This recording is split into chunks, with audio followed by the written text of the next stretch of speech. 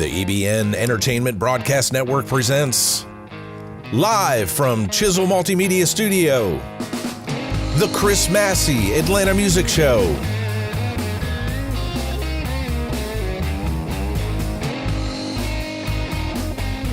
Here's your host, Chris Massey.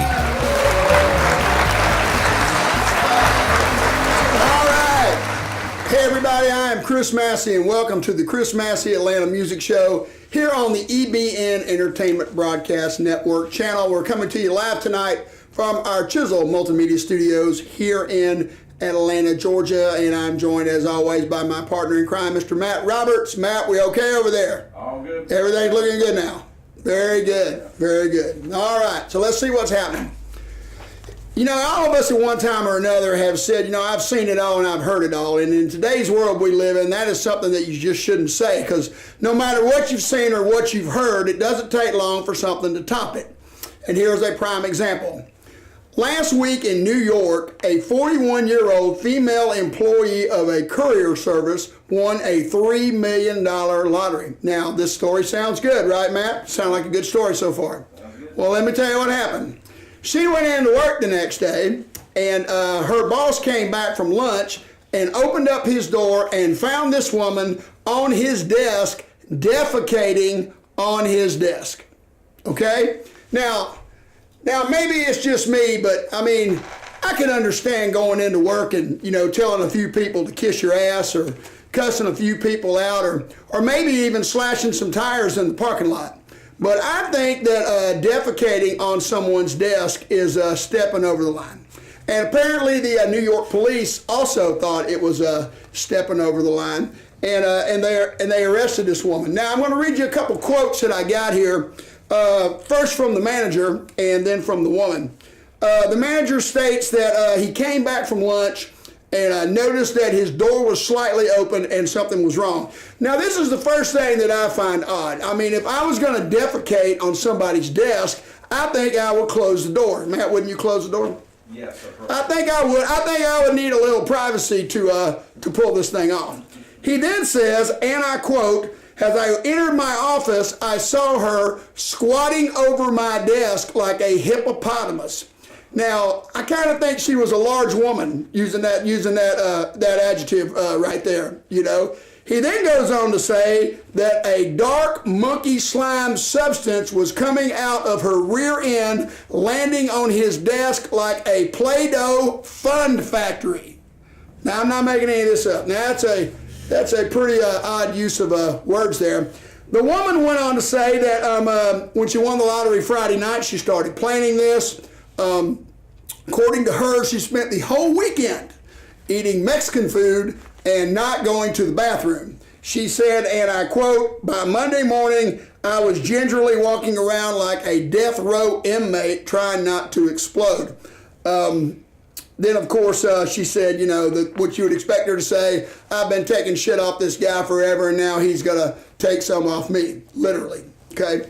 Now, the thing about this is that the woman got arrested, and you know, I don't know what she was charged with. I mean, you can use your imagination here. And, you know, she's not going to stay in jail long. She's going to get fined, probably probation, maybe some community service, and I would think that a psychological evaluation would be in order as well. But when it's all said and done, she's still going to have $3 million. What about her boss? What did he get out of this situation?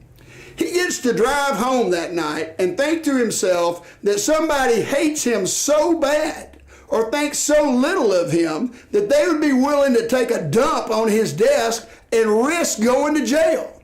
Wouldn't you like to have been a fly on the wall when he got home that day and he walked in the door and his wife walks up to him with the customary, "Hey, honey, how was your day?" Now, what are you saying in an instance like that? And not to mention the humiliation from all of the coworkers. I mean, there are going to be numerous jokes going around the company about what happened. And this is not going away. In the words of the great Franklin Delano Roosevelt, this is a day that will live in infamy at this company. No matter how long this company exists, people will be talking about the day that this woman took a dump on his desk. People will come and go. They will go to other jobs, and they will tell this story, and those people will tell that story. You know, if this guy had the right publicity, this could be something that would be brought up at management seminars all across the country. Hell, he could even end up on late night talk shows. Dare I say, even have his own Wikipedia page. Hell, you never know. And what about that young lady that comes in there to apply for a job after all this has happened, to take the place of the woman that did the dirty deed? How long do you think it's going to be before somebody in that company comes up to her and says, "Oh, I know who you are. You're the one with the shittiest job in the company." All right. We got Video Spotlight tonight with the Heathen Girls. And later on, we have Mr. Doug Kees here. We'll be right back.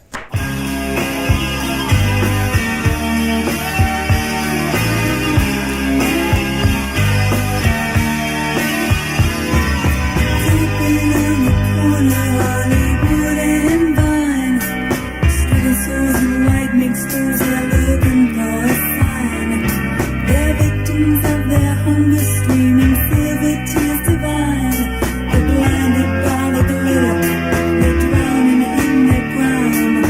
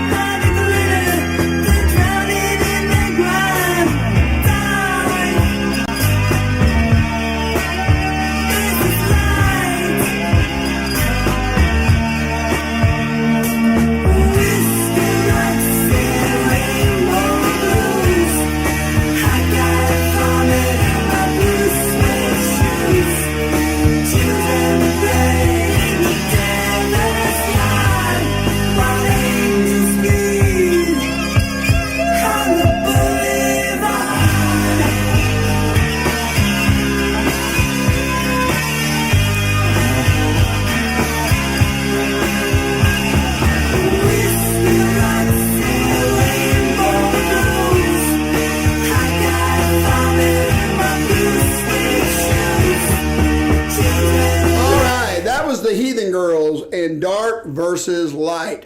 In the summer of 1980, I was 18 years old, and I was the lead singer of a punk rock band in Atlanta called The Mistakes. And we had done a couple of shows at the ballroom, and I remember when our manager called us and said, I got you guys a Friday and Saturday night with the Heathen Girls at the 688 Club. How excited we were to get to share the stage with this great band. You know, there are a lot of bands that did get signed between 1980 and about 1992 in Atlanta, and there were some great bands that did not and should have, and the Heathen Girls certainly were one of these bands. Their sound was right in line with what was being pumped out on airwaves from coast to coast, 1981, 1982, and on MTV. You know, Rose Whipper was a beautiful girl, and she had those silky smooth, sexy vocals to go along with the great songwriting of Mark Stowe, and they were just a fabulous live act. That song there, Dark versus Light. They also had a song called 3 Years Too Late that wound up on one of the 96 Rock home cooking records and did receive some airplay on 96 Rock. It was one of the, in my opinion, the best song on that album, but it did not get the airplay that some of the other groups got. You know, I don't know what happened, why they didn't get a deal. I feel certain that they were looked at. But eventually they broke up, and I'm not real sure what they're doing now. I was told that Rose Whipper now lives in California, and I believe Mark Stowe still lives here in Atlanta. So that was it for the video spotlight tonight. One of the great Atlanta bands, the Heathen Girls. When we come back, we will have Doug Kees. Stick around.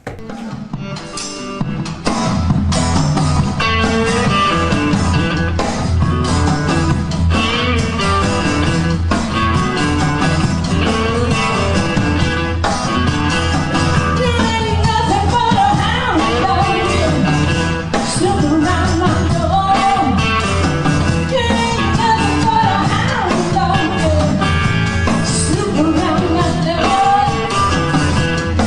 Hey, hey.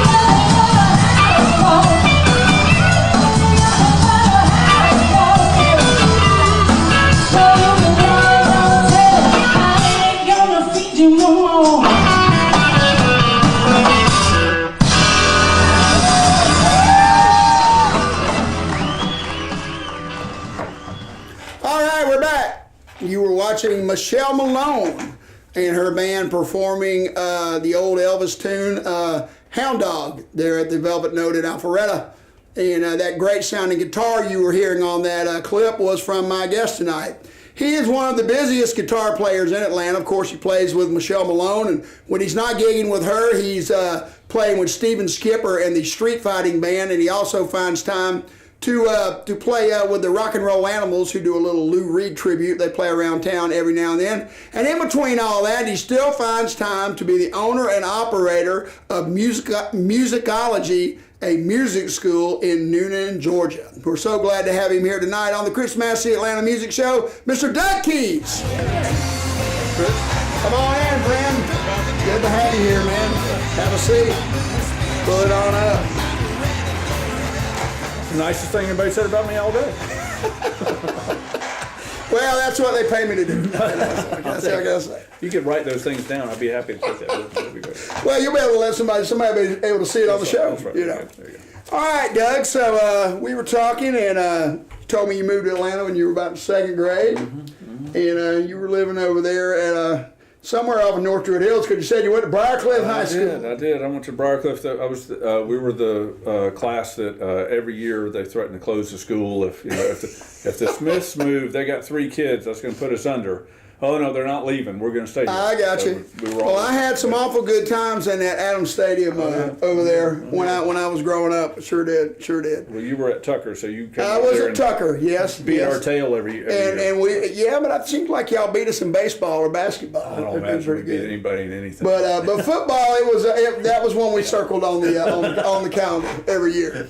Now you told me that you were about 12 when you started playing guitar? Yeah, I started in 7th grade. 7th grade, whatever that is. Okay, and you said that came pretty easy to you. Yeah, I had 2 cousins that our moms were all sisters, and so we would spend the weekends at each other's houses. And one of the cousins had a guitar before me, and I would go mess around with it and lay it on the bed. It was electric.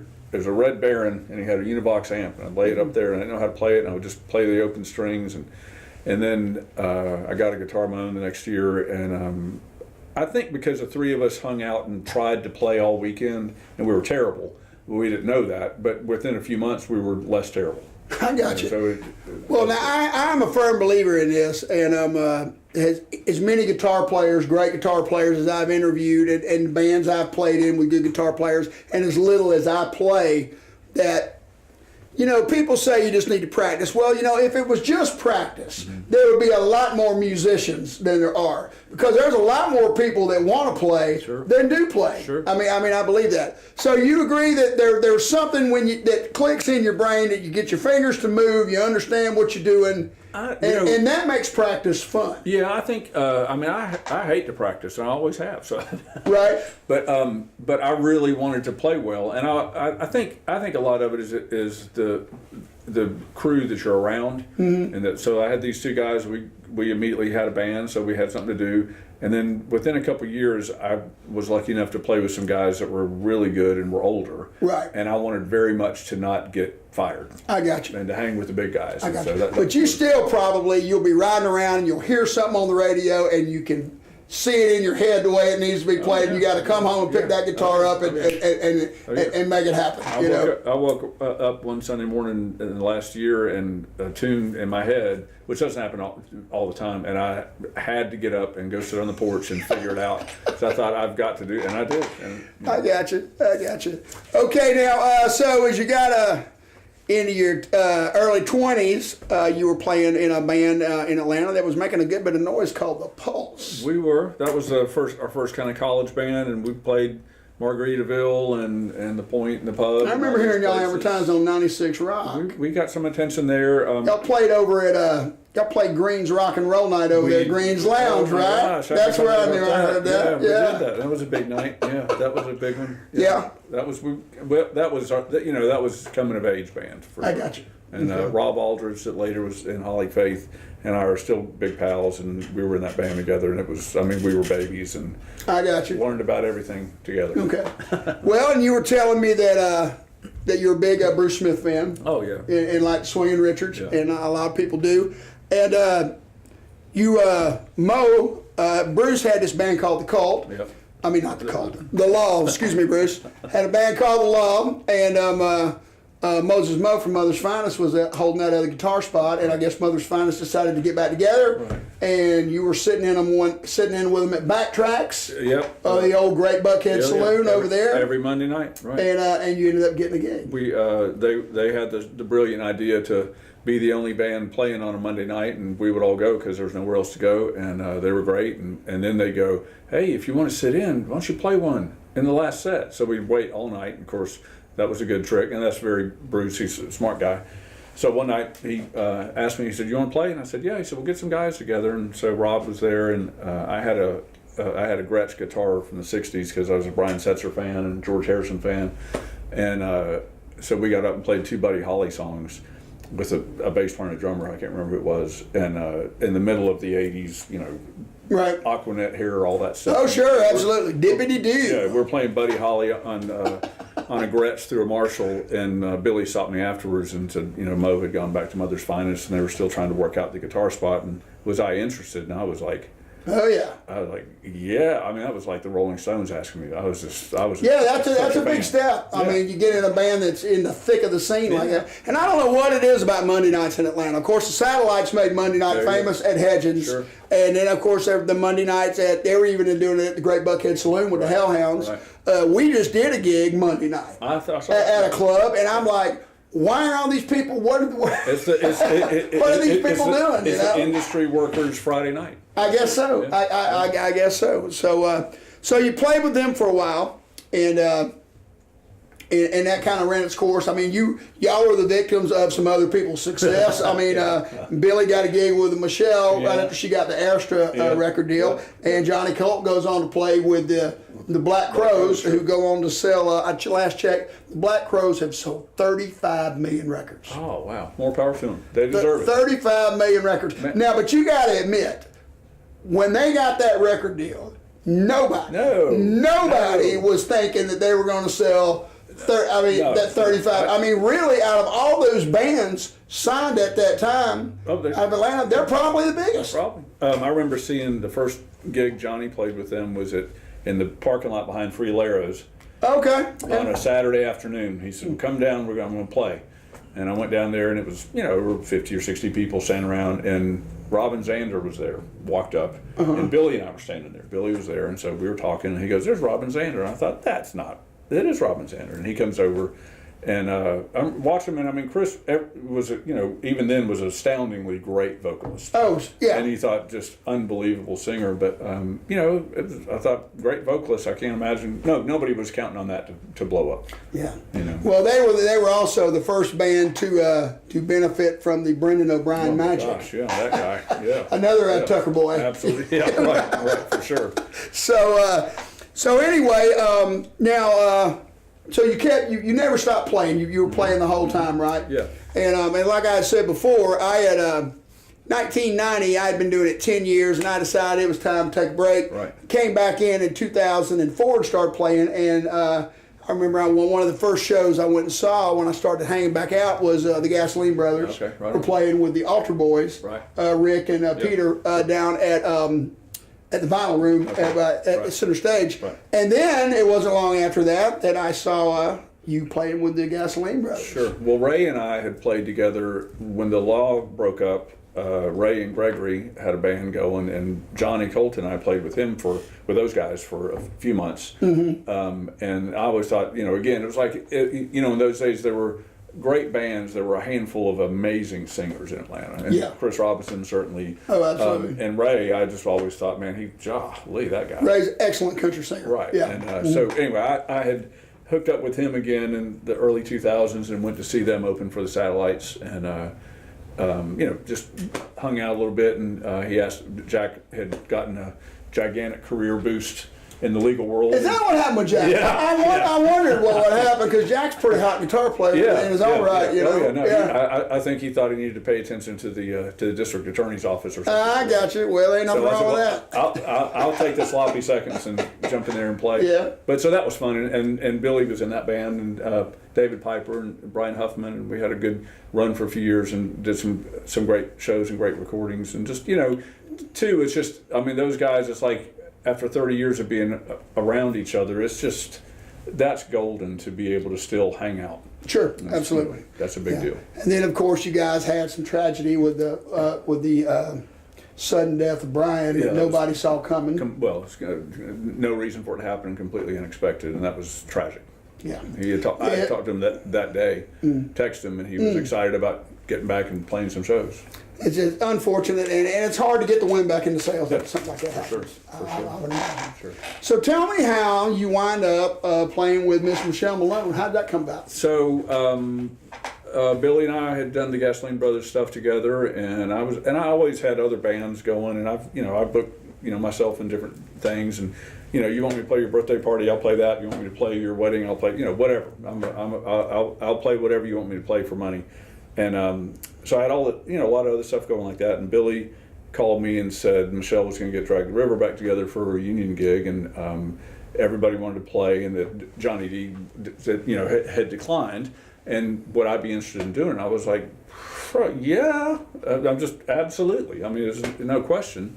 So she texted me a little while later and said, were you up for that? And I said, I would love to. That'd be great. So we rehearsed a ton, and I learned all of Johnny's parts, which was a good workout. That was a tall order, and we did that show 2 years ago, April, at the Vista Room, and sold out, and great night. Oh yeah. And did another 3 or 4 shows after that because it was so cool. And I had a recording session that I was doing a gospel singer from Macon who has this great Wilson Pickett kind of style, and we were making these like 60s soul records with him. And I thought, she doesn't want to do this, but let me ask. So I messaged Michelle and I said, would you by chance come sing backgrounds on this little demo thing? It's nothing, right. Pay you a few $100. And she said, I don't know if I could do it. I was like, oh, come on. And so we tried to do it, and it felt, the date got changed. She couldn't do it, and the conflict, and then it got moved, and she came and did it.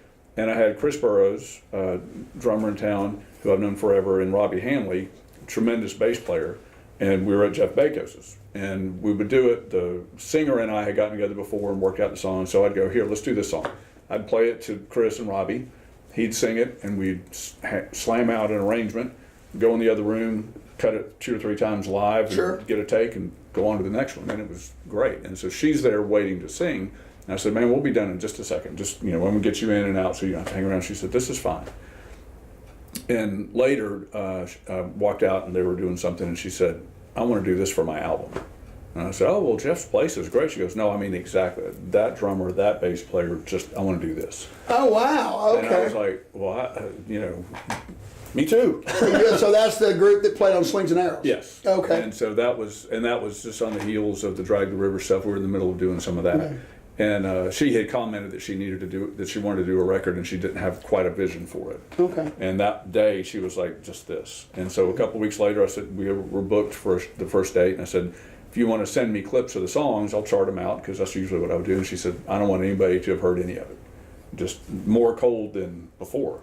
So we no preconceived notions coming in. No, that's the way I. She goes slow or fast. Yeah, and I understand that, because like with my guys, when I'm writing, they'll say, "Why don't you send us a demo of what you did?" Right. And I don't do that, well, because I don't want anybody coming in already thinking this is how it needs to go. I mean, I like to just let it happen. Right. And let the ideas come that way. It was like that, and Chris and Robbie are both tremendous players. They're also Chris is a great drummer, but he's a musician that plays drums. I got you. He plays like a musician, and Robbie's that way too. And so we would listen to the song and try to come up. He'd go, what about this groove, and do all that.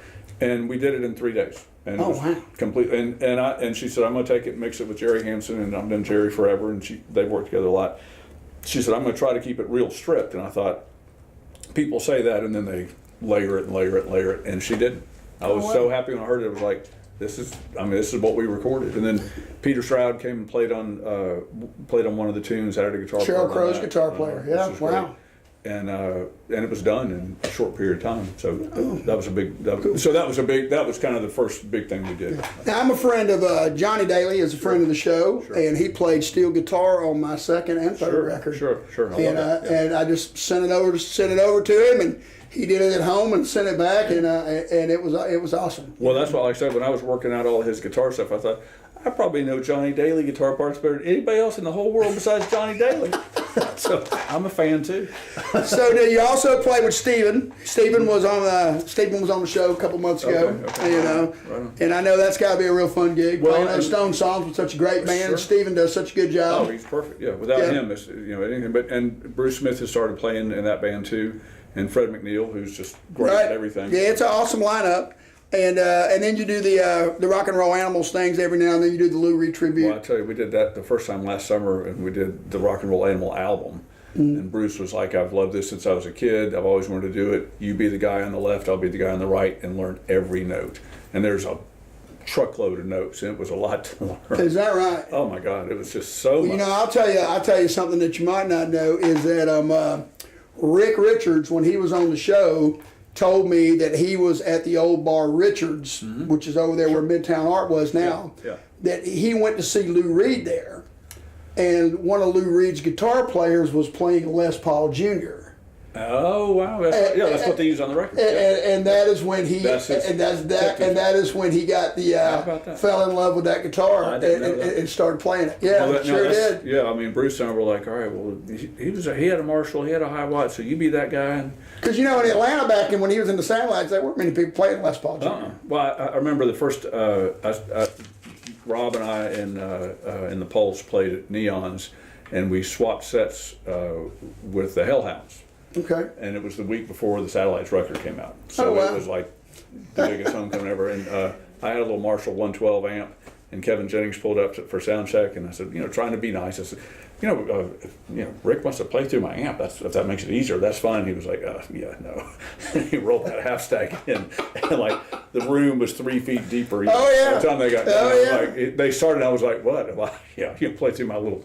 Yeah, well, loud's the name of the game. Oh, I'm telling you. I showed up at the Little 5 Points pub one night after a George Thorogood concert at the Fox, and the Hellhounds were playing there, and it was about 12 o'clock, and when I was walking in, they were walking out. They had just gotten fired. Oh my gosh. Because they wouldn't, That's awesome. they wouldn't turn down, and Rick Price let the bar owner left him with a few choice words, Yeah. and they were leaving. Good night. So. That's awesome. All right, so tell me briefly a little bit about this school you run in Newnan, musicology, where you teach students about music. Right. So I'm from Atlanta and been here all my life. When Billy and Johnny left for Michelle and the Crows, Bruce and I were left, and we'd been playing for a living, and I needed to pay my rent. And I thought, I don't know what to do, and I saw a flyer that a guy in Newnan, which I did not know where Newnan was looking for somebody to teach guitar at a store, and I thought, well, I could teach guitar for a few weeks, get some money together, pay rent, and get the next band going. And a few weeks later, we had the next band going, and 30 years later, I'm still there. And that started with me teaching lessons by myself, and I went from doing a handful a week to at the most I was doing like 80 or 90 a week. Oh, wow. Which was great and brutal. And in the interim, I also started teaching a guitar program at a private school part-time. So I was doing all of that, and then started playing back in Atlanta. And finally, in 2000, I just thought I cannot teach any more lessons. I had a waiting list, so I rented a bigger space, brought in more teachers, and then in 2007, I bought a building just off the square, and all the teachers came with me, and we opened as musicology. And there's drum lessons, piano lessons, sax lessons, violin lessons, 2 or 3 guitar teachers, voice lessons, anything and everything. And it's great. I mean, we see a few hundred students a week. Wow. It's been a great thing. And in fact, this is the 30th year I've been down there, so I'm going to do a 30th anniversary concert on June 22nd in Newnan. And Chris Burroughs is coming to play, and Phil Skipper going to come play bass. Oh, wow, great. Do that. And so that's been, I said, when I think that was 30 years ago, it's just impossible. Here, I heard that. So you brought your guitar. You gonna play a little tune for me tonight? Sure. All right. Well, I'm just gonna let you take that, and then we're gonna go to a break, and then we'll be right back. Doug Kees, everybody.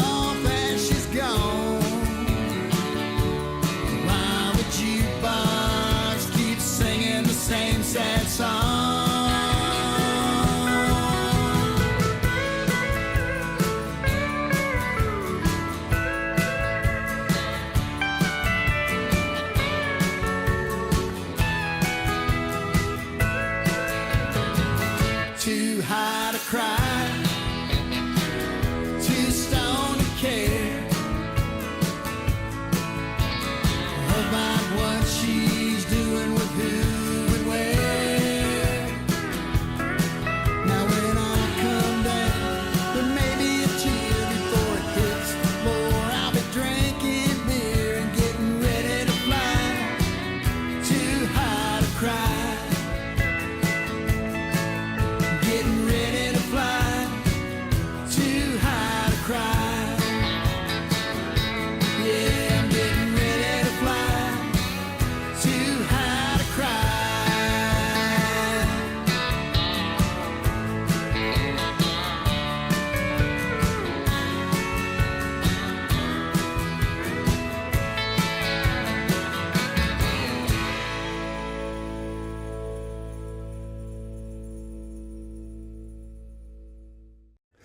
right, we're back. We're back. Okay, for being a guest on the Chris Massey Atlanta Music Show, my guest, Doug Kees, will receive a 6-month supply of Rice-A-Roni, the San Francisco treat, a case of Turtle Wax, and a case of O'Doul's non-alcoholic beer. O'Doul's non-alcoholic beer for those times in life when you only need to look like you're having a good time.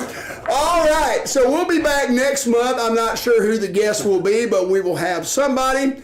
The Chris Massey Band, we're taking a little time off here, but we will be back July 5th, on Friday, July 5th, at the Moonshadowed Tavern with the Soul Circus Cowboys from Tampa, Florida. Always a good time when those guys come to town. All right, so we'll see you next time. All right. Woo. Too much fun.